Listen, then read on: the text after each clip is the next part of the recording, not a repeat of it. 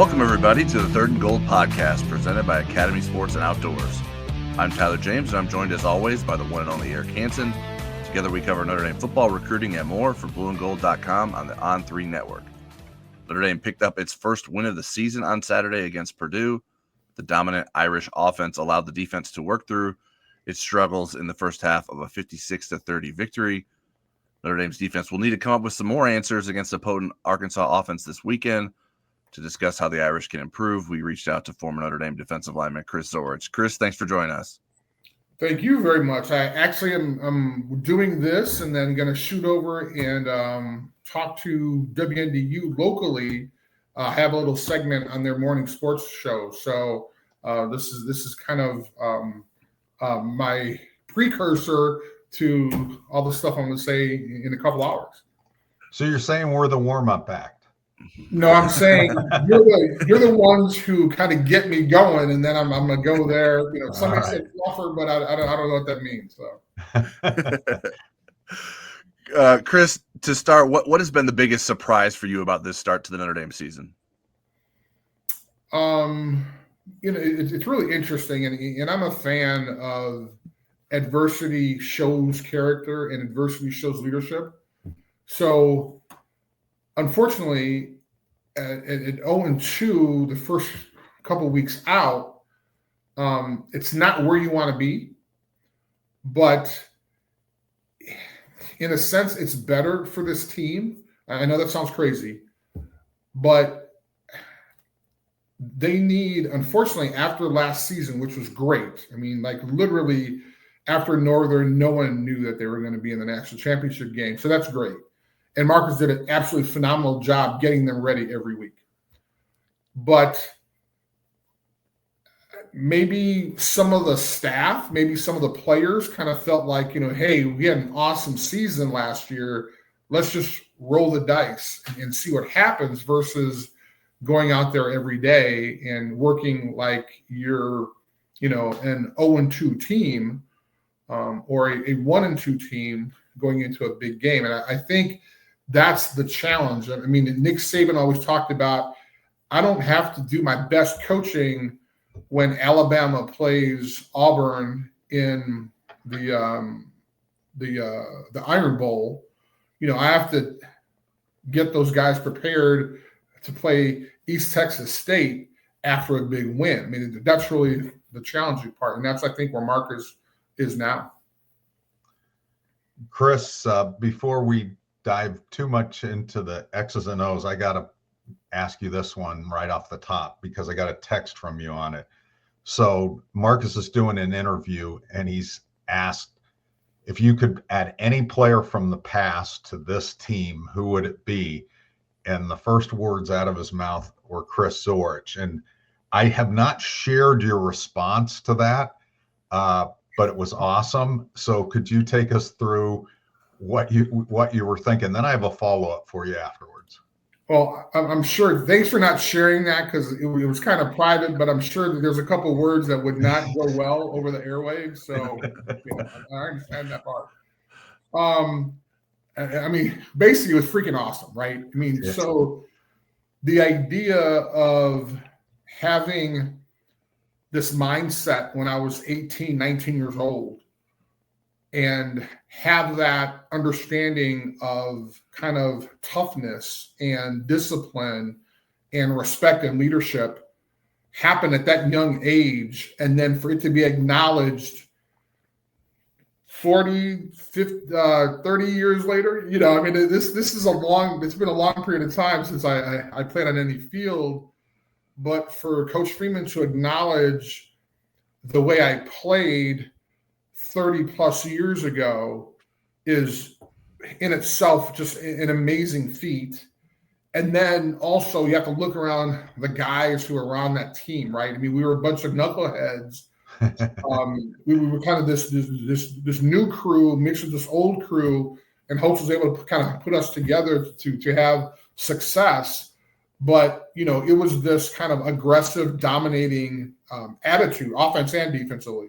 So to have that acknowledged 30 plus years later, just goes to show me although Marcus is new school with his kind of new wave kind of approach to practice, there's still some level of respect for that old school toughness and understanding that, football is a rough game, and knowing that if, you have to go head to head against somebody, then it's a battle.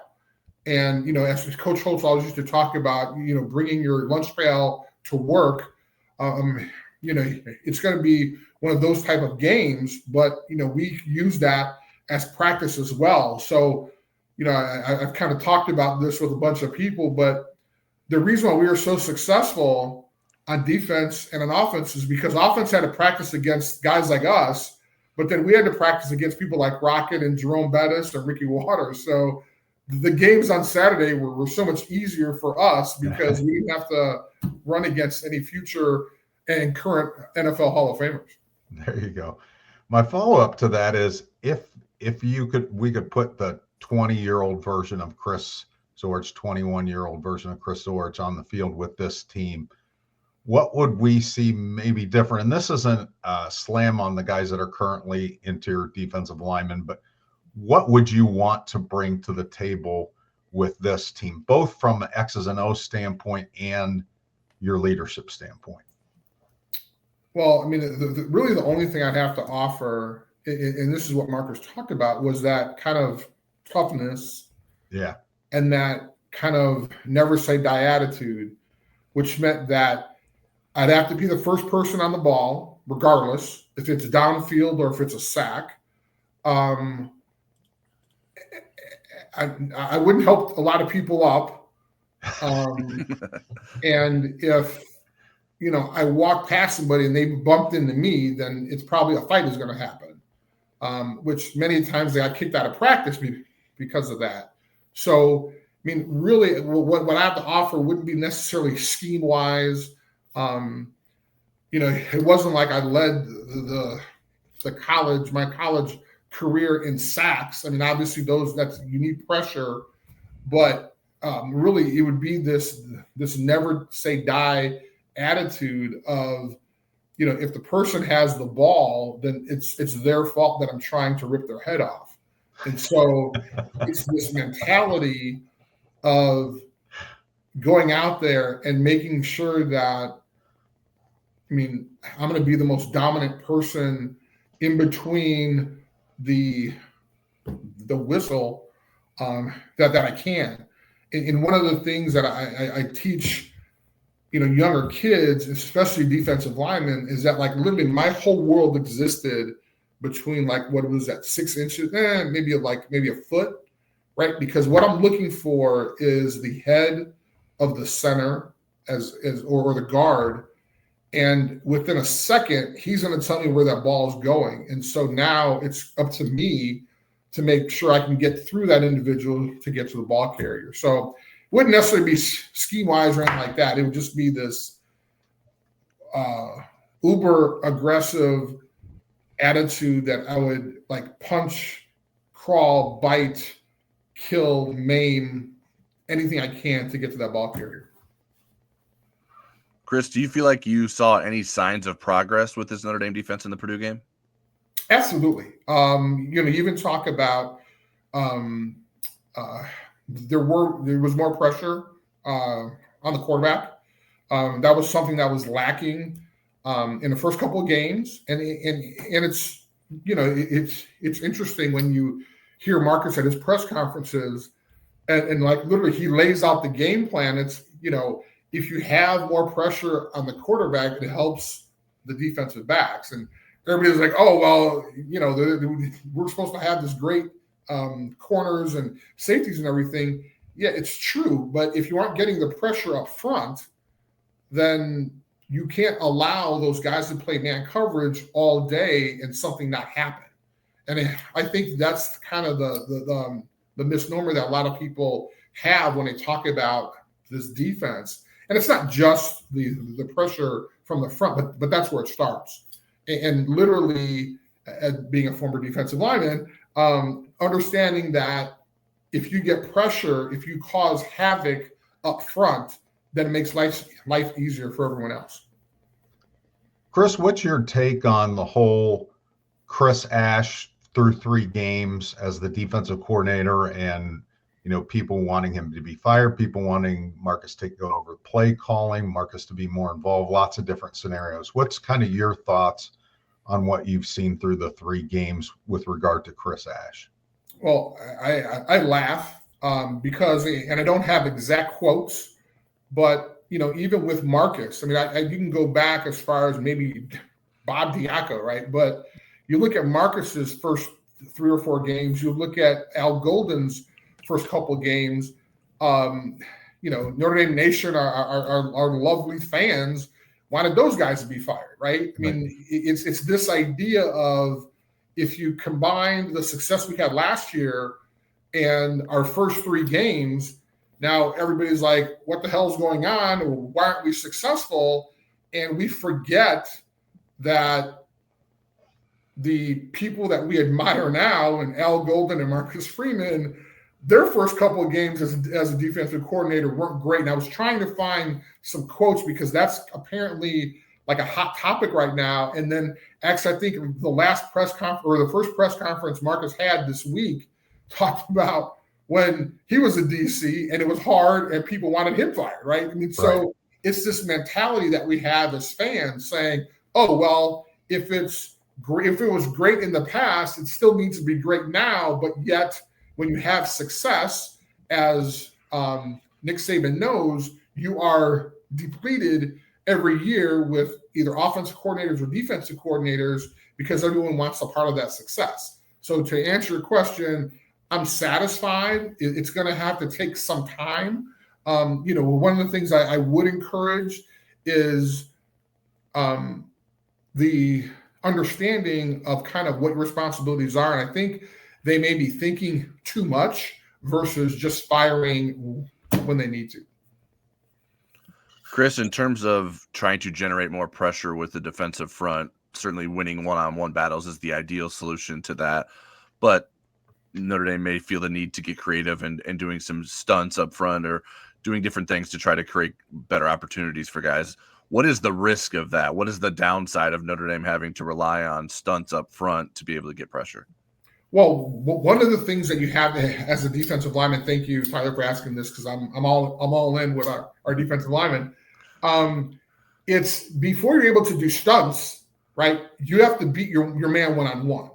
And so you can't just throw kind of stunts out there willy-nilly, because now every play the offensive lineman will say, well, this guy's not attacking me. He's just going to run around.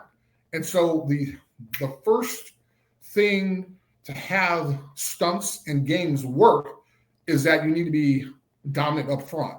And so you need to be able to beat your man one-on-one. And if you're not doing that, I don't care how many stunts you have or how many linebackers you have blitzing or what you have going on, it's not going to work if that's all that you have to rely on. So the answer to that is you have to start kind of beating your man in front of you first. And then when you're able to dominate that way, then you're able to kind of move around, shoot a gap, go around, have some stunts to make things work. And again, I hate to say this, don't want to sound like a broken record, but everything kind of starts up front. Let's flip it over to the other side, Chris, and get your impressions of CJ Carr. And does he remind you of anybody that you've seen recently in a Notre Dame uniform? Not necessarily reminding me of anyone, but happy that he's kind of coming into his own. And so I was not a big fan of Marcus bringing in transfer portals. As a traditionalist, I can say that now that I'm over 50. When I was a young kid, I was like, oh, yeah, we got to do this, got to do that. But you understand kind of the value of having someone grow within your program and having that culture. You think about the quarterbacks we've had the last couple of years, they're kind of one and dones versus having someone have to go through kind of the growing pains. And let's not forget, this is this kid's first starting opportunity, and you throw him in against Miami and playing against a quarterback who has won a national championship. So again, our expectations are so high, but let's really kind of look at reality and say, well, if this is his kid's first action, he might be scared as hell going into those games because it's his first time. And so you throw him to the Lions, and he actually performed really well, right? And so you think about what he's done each game. He's gained that confidence. He's gotten more yards. So, it's a matter of allowing them, the coaching staff, to feel comfortable with the player, in this case, CJ Carr, and having that ability to go out there and now being able to make plays. So I'm encouraged that he's a person that's going through the program, and the fact that he's having success every game. Chris, one of Marcus Freeman's big messages this week was that he doesn't want there to be finger pointing as it relates to some of the struggles. I'm curious, from a perspective inside the locker room, what is the challenge of that? How hard is it to prevent guys from blaming others and looking for excuses versus everyone sort of being on the same page of accountability? Sure. Well, and it's hard, being 18 and, if you're not playing, then it's like, oh, well, I could do a lot better if I was in there. Or, if you're 18 and you are playing and you're like, man, I'm doing the best I can, right? So it's hard when you don't have the overall perspective often. And so, each of these kids have their own individual groups that they're part of: defensive backs, linebackers, defensive line, offensive line, receivers, what have you. So often, more importantly, and during practice, you're with your group constantly. Then you're with the group for 7 to 10 plays. Now all this stuff has to gel and work together. So my comment about that is, make sure what you're doing within your group is tight, is the best you can, and now you're going to perform as a group a lot better. Marcus talked about guys, if they don't necessarily have that ability, if they have questions, ask, speak up. Oftentimes people won't do that. Young kids, I think I can handle this. And then all of a sudden it's something that you allow in practice and think, okay, well, it's just another step I have. I missed it this time. I'll be good. Well, guess what? In the game, that the exact same thing happened, and you didn't take that step. And by the way, a touchdown was scored. So it's understanding what you have to do within your group, and then going out into the larger, as the defense or as the offense, to make sure everything gels. Now, you can say, well, hey, is there tension in the locker room? Should this be run or should that be run? Look, at the end of the day, those coaches have spent more hours than you've been awake trying to figure this thing out. And it's not that the coaches want to put together a bad game plan. It's us as players executing not up to par or poorly. So then if that's the case, we need to take that individual out of this spot and put someone in who is going to perform. Chris, we were talking about defensive linemen earlier, and there's a junior at Brother Rice in Chicago that you've known his whole life, and I think would look pretty good in a Notre Dame uniform, but that remains to be seen. So tell us about Brayden Parks, your godson, what you know of him on and off the field, and what the recruiting journey has been like for him, and your involvement or lack of involvement in it.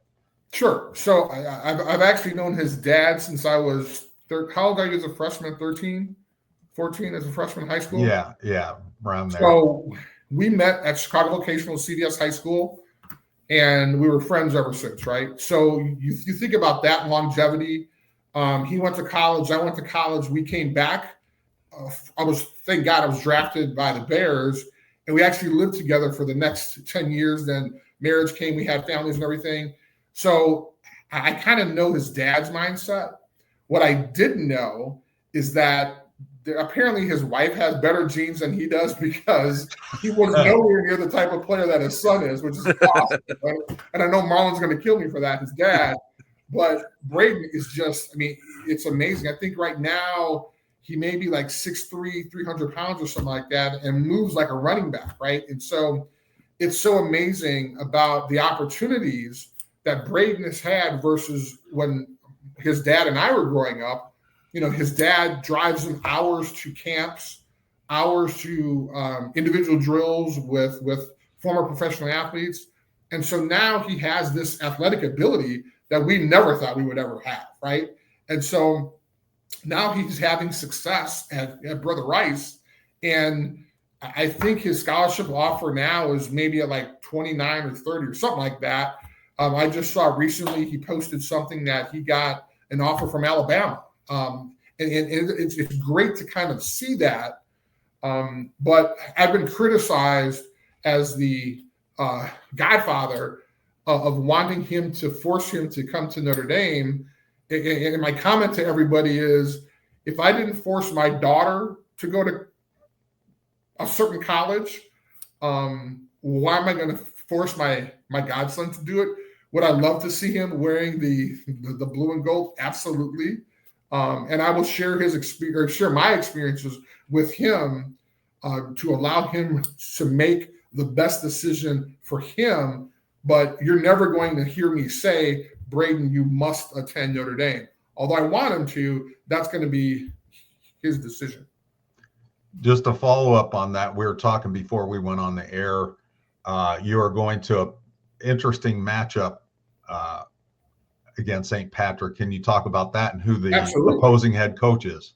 So you mentioned St. Patrick in the Chicago area, which is coached by a former Notre Damer, Tommy Zbikowski, and my godson Brayden plays for Brother Rice, so they'll be playing at Brother Rice on Friday night, which I will be in attendance because it's an off week here for us here in South Bend at Notre Dame. Chris, one of the topics this year has been sort of the uncertain status of the annual rivalry with USC and what that's going to look like moving forward. I'm curious your perspective on that. Would it be a shame if Notre Dame and USC didn't play on an annual basis? Absolutely. As a former athletic director, I get it. I understand that first comes the responsibilities of your school and your conference. But if I take my athletic director hat off and just be a fan of this series, I mean, it's a great opportunity and kind of harkens back to the days of old when you talked about Rockne kind of traveling the country by train to kind of play whoever was available. And so it's this idea of having great independence.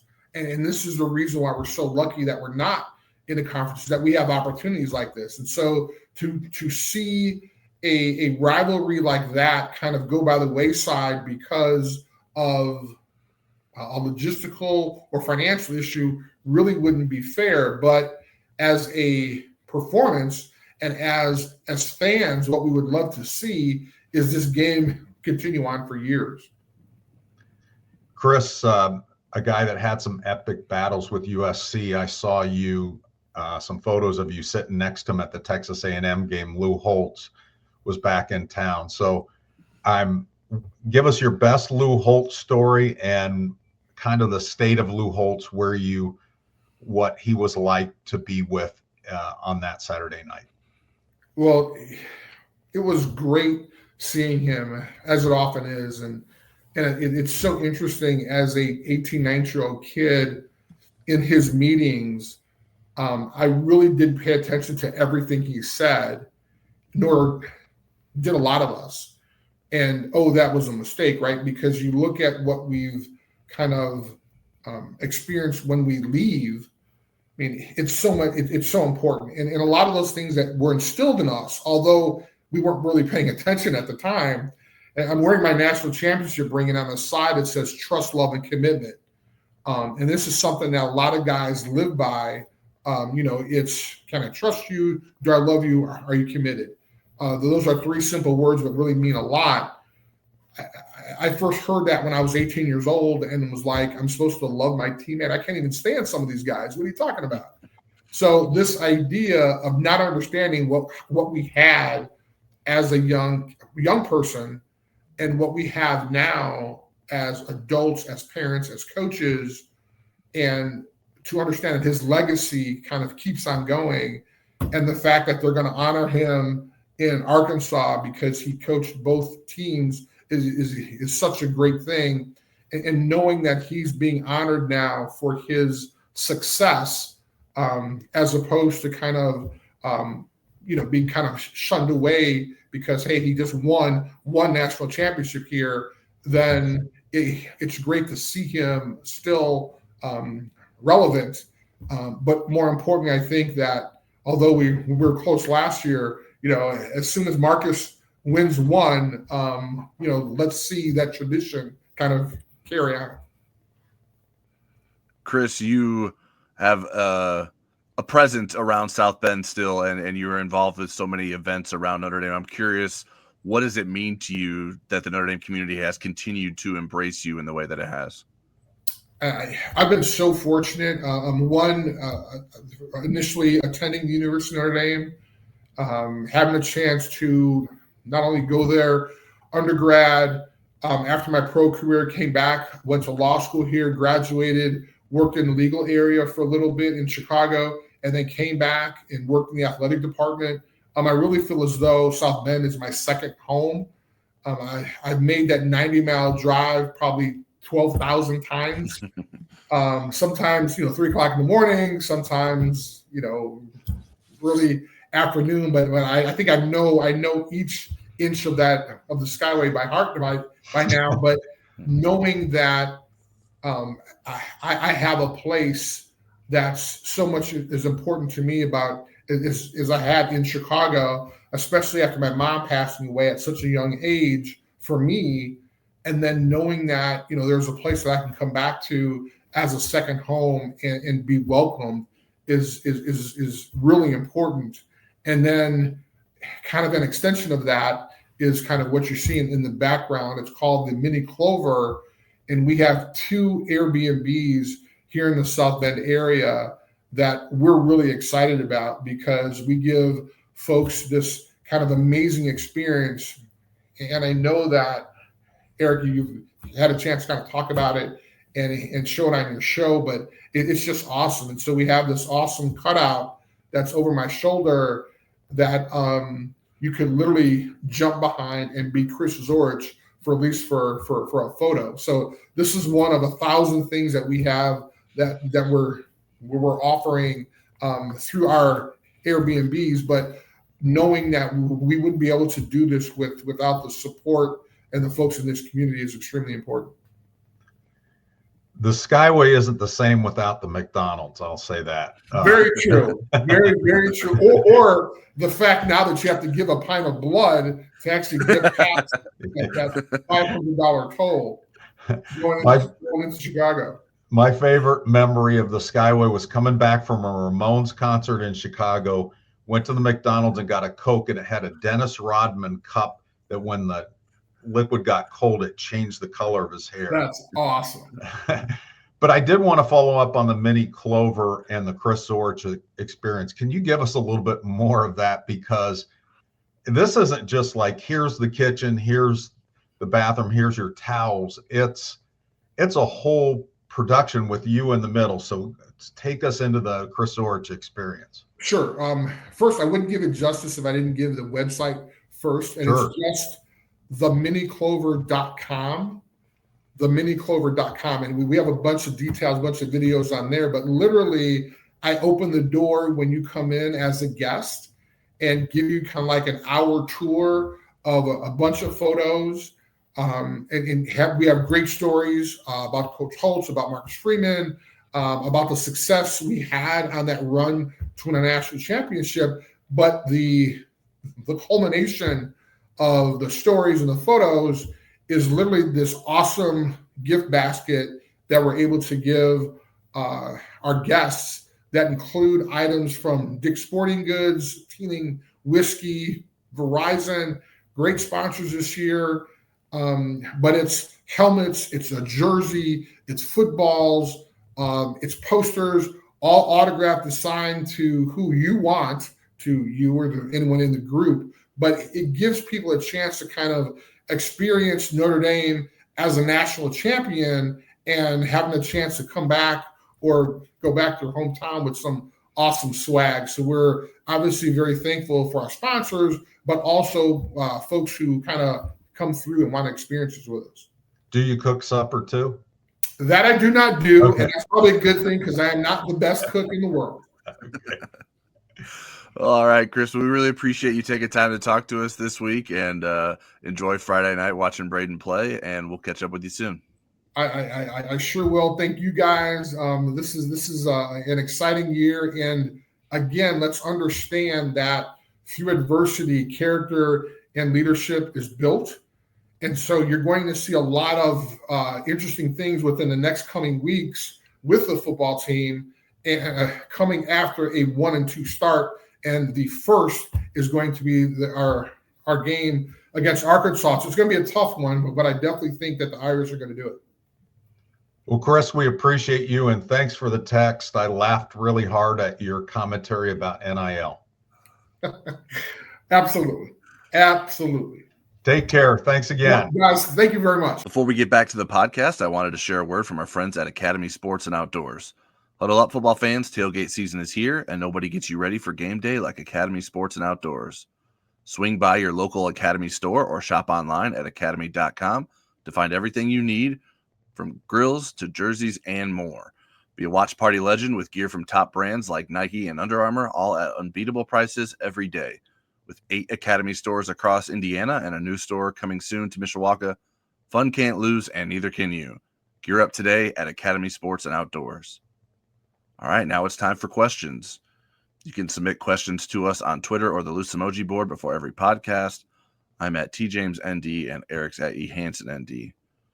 First one I have for us, Eric, is from LDL Go Irish on the Loose Emoji board. Last season, after the Benjamin Morrison injury, Notre Dame used Xavier Watts, Adon Schuler, Christian Gray, Leonard Moore, Jordan Clark using a nickel, and Rod Hurd using a dime. Contrast the nickel and dime combinations used this season. I'm going to let the film study guy get into the numbers in terms of how many reps and all that stuff. But the base nickel package at the beginning of the season, and Notre Dame is in nickel more than they are 3 linebackers, would be Leonard Moore, Christian Gray at the corners, Devontae Smith at the nickel, Adon Schuler, and Jalen Stroman at the safeties. But Notre Dame rotates their safeties a lot more this year, and we've seen some lineup changes. Tay Johnson is starting a second straight game. One was because of last week, it was because of the targeting call. Now he is starting us next to Adon Schuler, who was the person who had the targeting infraction. We've seen Luke Talich play, and then we've seen some injuries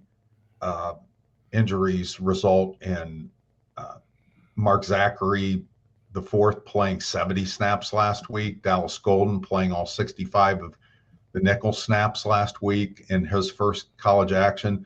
Carson Hobbs was involved in the nickel position the first couple of weeks. He has been since moved back to boundary corner. And so I don't think we're going to see him in any configurations in high leverage situations for a while. So those are the different people involved in the combinations. And Tyler, if you want to add who the roles are and how much dime they're actually playing this year. Yeah, I don't know how many snaps of dime they've played. I think the biggest issue is that nickel is the base defense right now, and they haven't. Their personnel is changing as it relates to that. So there's so much uncertainty in terms of what it will become, because it is sort of changed on a weekly basis, in part to injury and in part to play. I think moving forward, the ideal nickel is going to be more Leonard Moore and Christian Gray, obviously at the cornerback positions, a combination of Devontae Smith and Dallas Golden at that nickelback spot. and then Adon Schuler and Tay Johnson as the starting safeties. My sense is that Luke Talich will be the third safety off the bench in a dime package moving forward rather than Jalen Stroman. I think Stroman's struggles have been particular to coverage, and so it wouldn't make a lot of sense to bring him in dime situations. He's been better in terms of helping with the run or tackles even after receptions. So I'm not sure that I think Jalen Stroman's playing time is about to drop pretty significantly here moving forward with Tay Johnson in the starting lineup. So, like the fact that we're mentioning so many names sort of illustrates how much change has happened and how much Notre Dame has sort of had to adapt since the start of the season. And the hope is once Leonard Moore and Devontae Smith get healthy, there can be some more consistency there. Yeah, and it's a good question, LDL, because Notre Dame's going to see some really potent passing offenses that use lots of receivers. USC, Boston College is number 1 in the country in pass offense. Pittsburgh is one of the more efficient pass offenses. And so this is a good question. My thought, Tyler, my question for you is, do you think having a corner as that 6th defensive back, if it's Dallas Golden, makes any sense, or does that need to be a safety? Does that 6th defensive back need to be a safety? I think it could be a corner, like a nickelback like Golden. I think the fact that I believe Tay Johnson has some of that skill set in terms of being able to cover guys like a nickel. Like if Notre Dame really wanted to use Tay Johnson as a nickel, I think it could. That maybe then you feel more confident. Well, let's just play Johnson in that role, and then Talich is back as another safety. So I think there is some flexibility there in terms of what Notre Dame can do, and it could very well be dictated by the personnel that Notre Dame's going against. Tay Johnson has more length than a Dallas Golden does, right. And so maybe does that influence what they need in terms of who they're going against wide receiver wise. One thing about Johnson that was interesting to me, and this is when he became my spring football crush, was there was one day in practice where they had him kind of in that dime package, and this is before he kind of emerged, and they were moving him all over the place. They'd have him rush the passer, they'd have him in coverage, they had him against the run, and he'd line up in different places. So I'm curious if they'll ever revisit that and then maybe have Luke Talich as the deep safety with Adon. But I do really think Tay Johnson brings a lot to those packages. I think that was a good point, Tyler. All right, another question from LDL Go Irish. Since Chris O'Leary left, it has been all Mike Mickens with the help from special teams coach Marty Biaggi teaching the secondary. Are there enough hours to get the concepts in for zone and man techniques and adjust that for each week's opponent and the younger talent Notre Dame has and has been forced to use with injuries / targeting? Yeah, I need to ask Marty or somebody else how much DB coaching he's actually still doing. It felt like it fell off a little bit last year. Mike Mickens does have help from analysts. Analysts and GAs can be on-field coaches now. GAs always could. Analysts also can do that. Chris Ash, this isn't going to be popular with maybe some of the people in the fan base, but Chris Ash is a safeties coach by trade. So and certainly last year it worked with him coaching both positions. So I don't think it's a matter of not having enough hours to teach it. Maybe it's the way Chris Ash is presenting those concepts.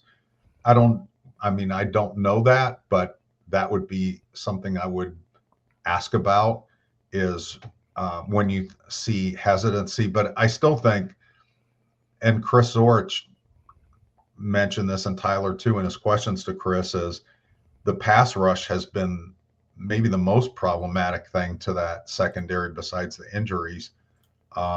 And so as that gets solved, I think we'll get things solved in the back end. Yeah, senior analyst Casey McHugh is one of those guys that helps Mike Mickens in the secondary as well.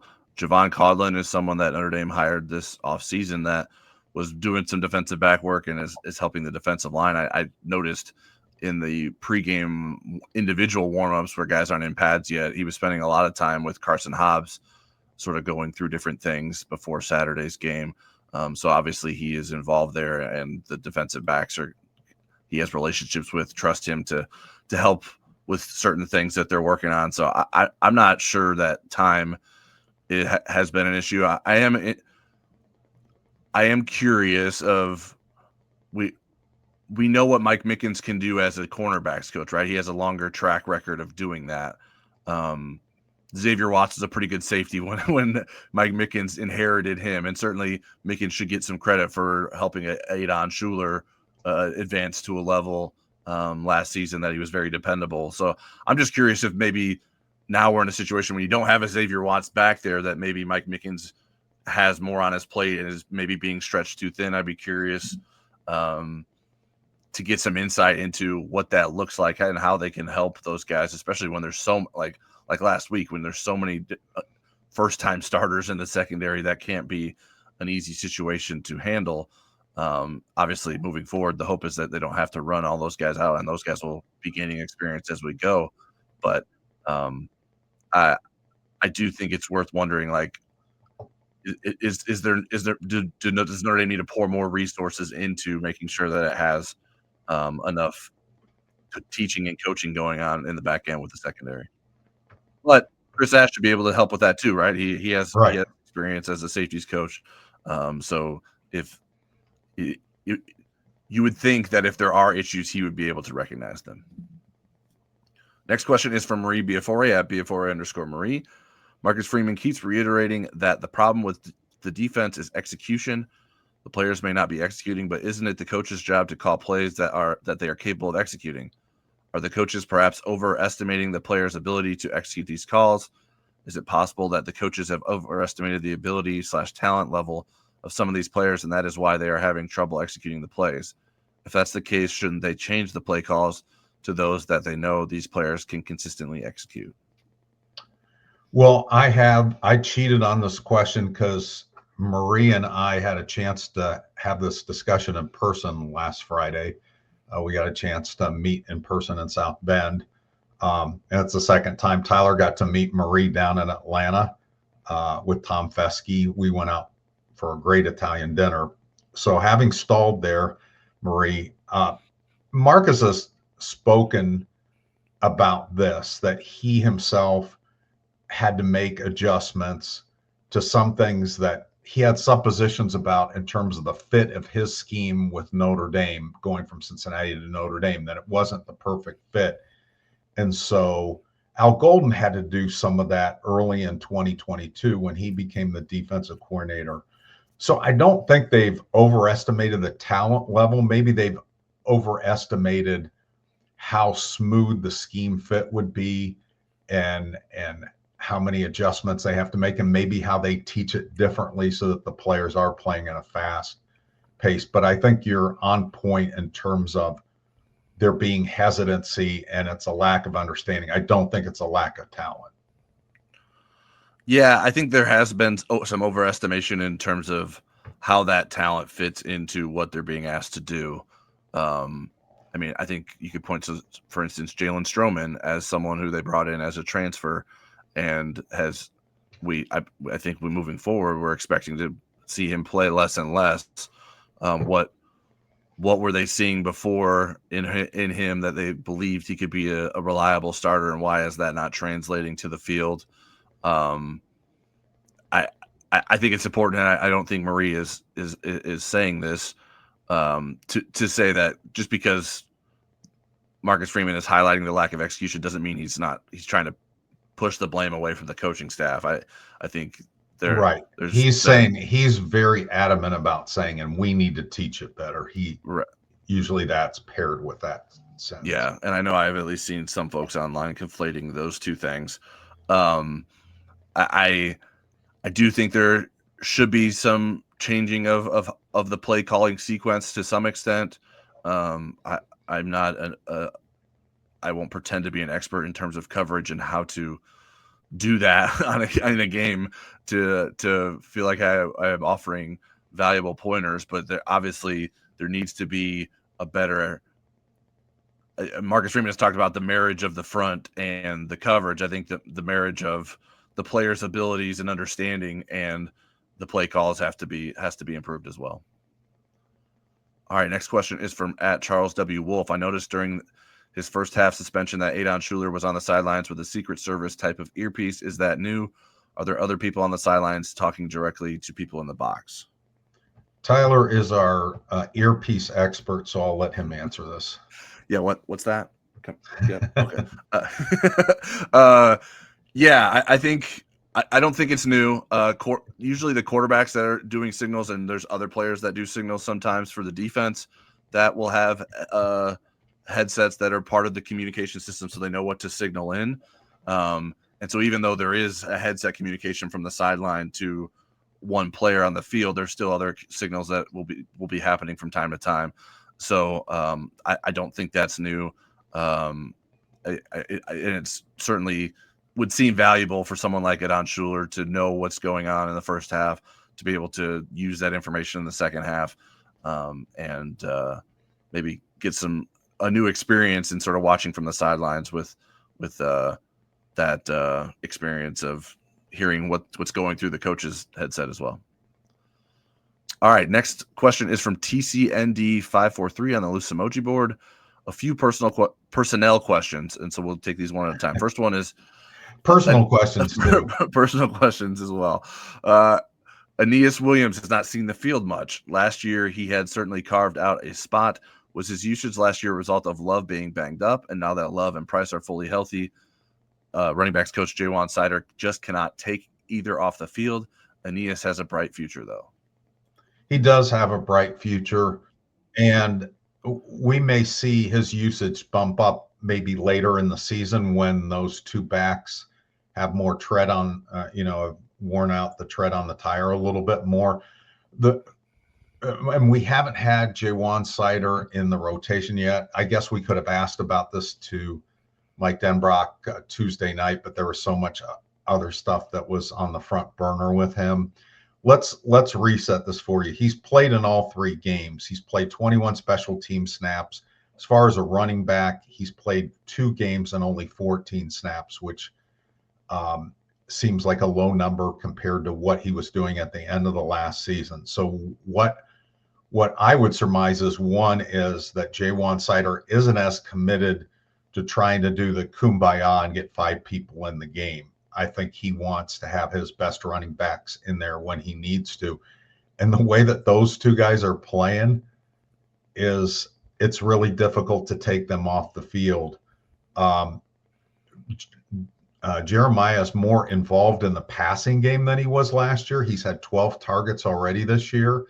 And that was kind of a role that Aeneas was really good at. Well, if you can get that same thing from Jeremiah Love and you're not wearing him out, I think, that's what you want to do. But I agree. Aeneas Williams next year, we're going to see him competing for, number 1 snaps on this team. Yeah, obviously Williams earned his playing time last year because of his skill set. Like, they didn't just put him in there because they absolutely didn't have any other running backs. It was what he was capable of doing that allowed him to play. I still think that skill set exists, but I think the improvement of Jeremiah Love and Jadarian Price have allowed for those guys to be more well-rounded and not need to be a third down back beyond those 2.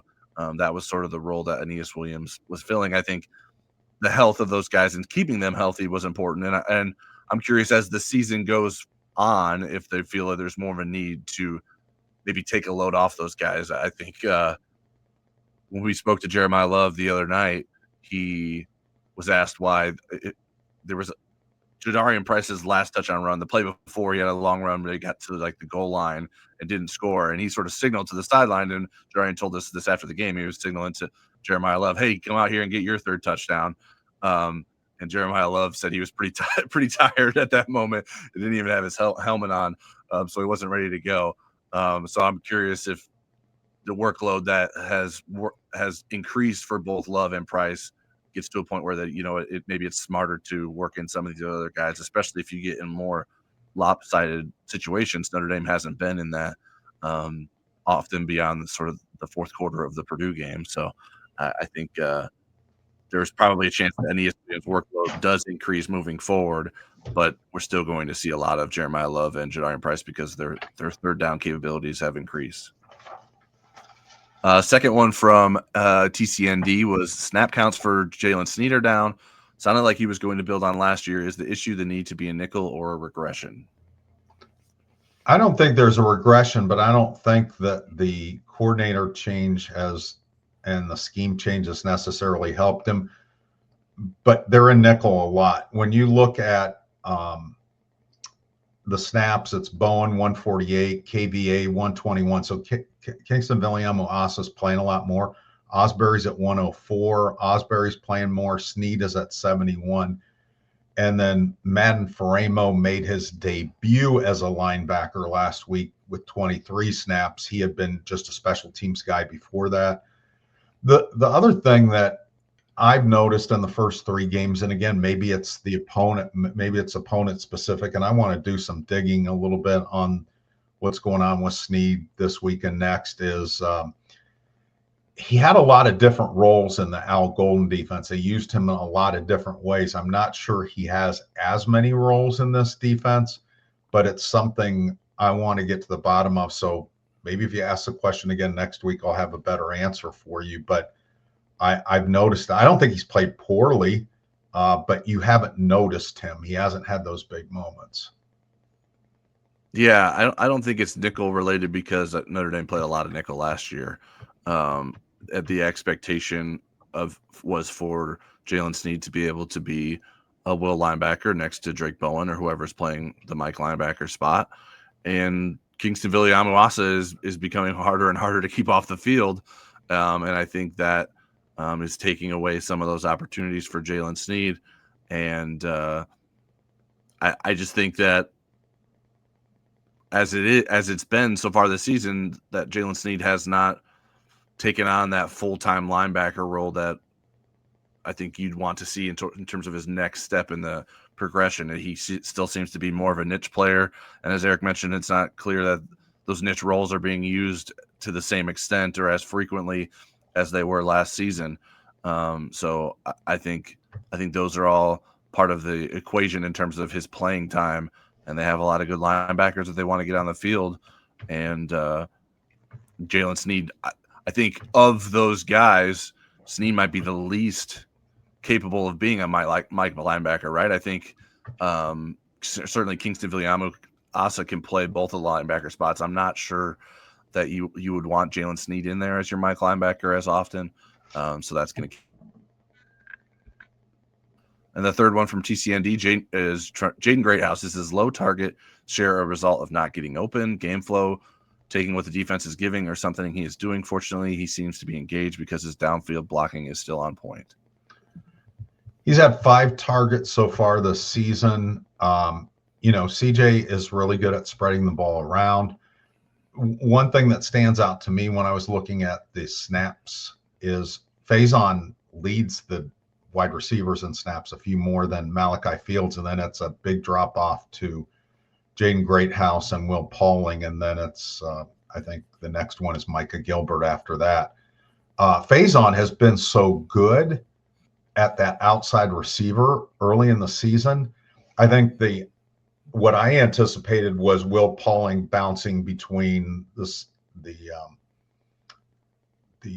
slot and the outside receiver, and I think it's really just been a platoon at slot. We haven't seen Greathouse or Will Pauling outside very much. And then the other thing is Love being so much more involved in the passing game. He's had 12 targets, which is more than double what Greathouse has gotten. But I do think, again, as CJ starts to see mismatches at the line of scrimmage a little bit better, he will see Greathouse on third down. He'll see him in the red zone. And I think his targets and his catches will eventually go up some. Yeah, Greathouse's snaps have also decreased with the use of more 12 personnel, with Ty Washington being available and being someone that Mike Denbrock wants to get on the field alongside Eli Raridan to help the running game. So I don't I think Jaden Greathouse has improved his blocking as the season went on. I'm not sure that was the case in the first game of the season, or maybe even at parts of the Texas A&M game. So I think that opened the door for other guys to get in there, and maybe for his role to decrease a little bit. But certainly he had a big block on Jeremiah Love's long touchdown run this past Saturday.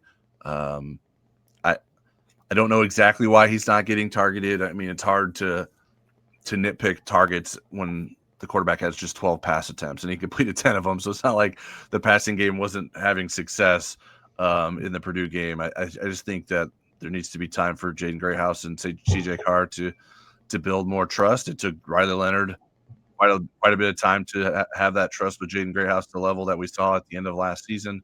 And maybe that will eventually develop here this season with CJ Carr. Our next question is from @Mike DeVoy 1. The touch and arm strength that Carr displayed on the two long pass plays was impressive. Who's the last Notre Dame quarterback to look that good throwing the deep ball? Kaiser was his suggestion. Yeah, I saw the question online and I answered it there because I was so excited, because that's who comes to mind for me was Kaiser. That's the last guy that, to me, it reminded of the deep ball. Yeah, I would say Kaiser too. I do think, for all of his flaws, Brandon Wilbush could throw a good deep ball from time to time. I think his accurate issues were more short throws than the long throws. But Kaiser would be the one that I would compare Carr to current in terms of most recent being able to throw that deep ball. Next question is from @Murray O'Connell. Can Eric make a case why Jadarian Price should start over Jeremiah Love? I can't make that case, and I don't know that Jadarian could either, and nor do I think he cares. I think the one magical thing about those two, besides their talent, is their chemistry, that they're each other's number one fans. I asked Marcus about this on Monday in the press conference about Jadarian's unselfishness. In this day and age of NIL and rev share, he could have gone somewhere and made a lot of money and decided to come back to Notre Dame and share the ball. But I love the fact that the way they complement each other. I don't know that you have to say, well, so-and-so needs to start. I think Jawan has been really good at finding a rhythm between those two, other than the fumble that caused Jadarian not to play much in the second half against Miami. I think it's been a really good combination, and I think it's going to really show up in the Arkansas game. Arkansas is not a good run defense. Offensive line's gaining momentum. So for me, I'm sorry, Murray, I have failed you. @Notre Dame Expert says, is there a better man on the team than Jadarian Price? I think for some of the reasons that I explained, and that Marcus did a much better job of me elaborating on, he talks about Jadarian Price's family has kind of shaped him. And then he walks into this culture where it's a team first, team glory kind of thing, and he fits right into that. He's a very special player. Tyler Horka, our colleague, did a really cool piece on Jadarian Price's mom and some of the battles that she had, health battles that she had, and I would check that out to get some more insight into that whole family. But he would be in the circle of guys I would nominate for Man of the Year. Yeah, he's certainly an unselfish player. I don't pretend to know what sort of man everyone is, because there's plenty of things we don't know about people than what we get to in terms of our access to them as players. But in terms of the role he's being asked to play, he's embraced it. He seems to be have a lot of admiration from his teammates. I spoke to Sean Cooper, who has trained him since his time as a young prospect down in Texas, and he was telling me before the season that Jadarian Price is sort of the perfect guy for this 1B role with Jeremiah Love, because he is not selfish. He's willing to understand what the importance of that and how that doesn't necessarily impact his long-term value in terms of being a college running back or an NFL running back. Like that is something that you have to get used to. And Price has sort of embraced that. Next question is from Benjamin Kozier @Irish Pride 0814. who are a few key players that we expect to return next season? Any chance Love or Price return?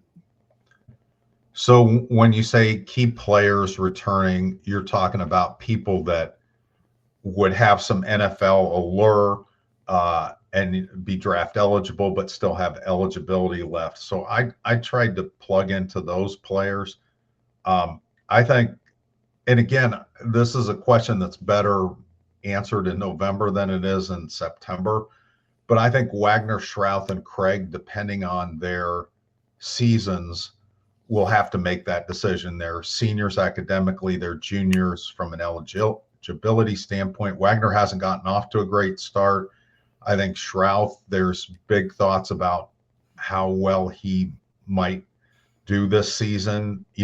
Offensive line is a collective thing, so we'll see how that goes. I think Charles Jagaza, had he started this year, played in all the games, he might have had a decision as a true junior to make. I would think he would come back. And of those other guys, I think Schrouth and Craig and Wagner would all come back. Great House was a guy based on the end of last season. He's draft eligible for the first time.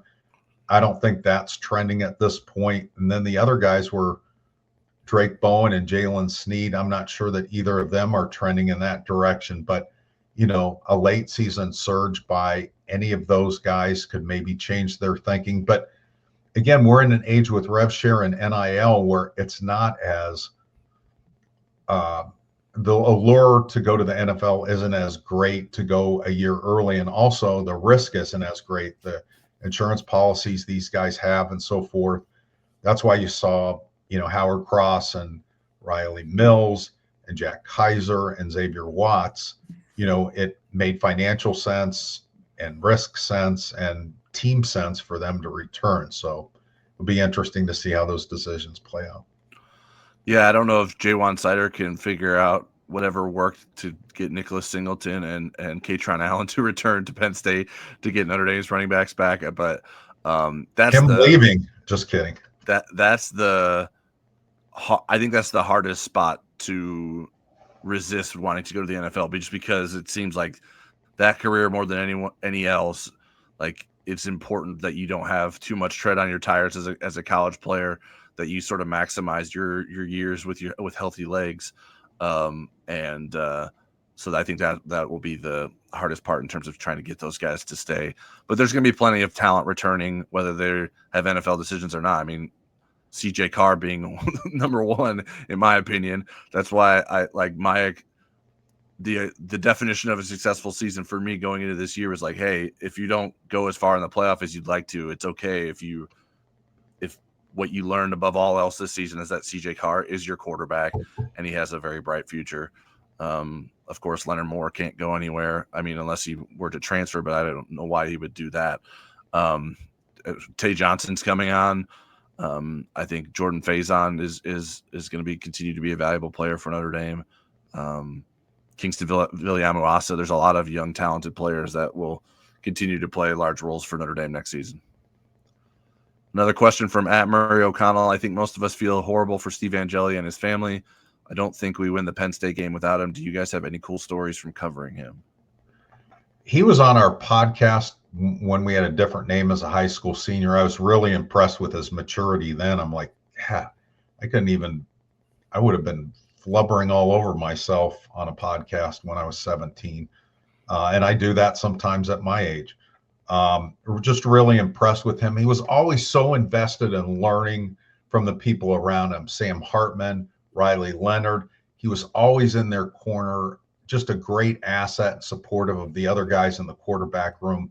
So maybe more in general terms than a specific story, but those are my memories of Steve Angeli in a Notre Dame uniform.